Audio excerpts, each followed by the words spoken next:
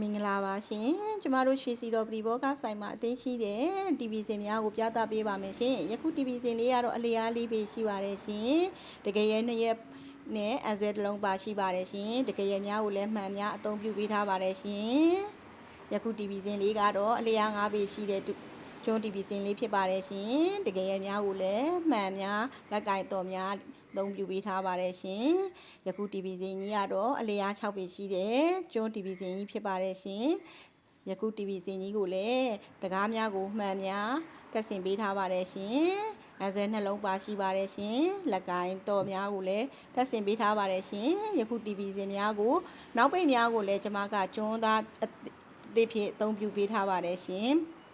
ကျွန်းသားအသေးကျွန်းသားအစေးနိုင်ငံခြားဆေးကိုသာအသုံးပြုထားတဲ့အတွက်ကြောင့်လည်းဆေးသားထိုးကောင်းပါတယ်ရှင်အားလုံးကိုထူးကျေးဇူးတင်ရှိပါတယ်ရှင်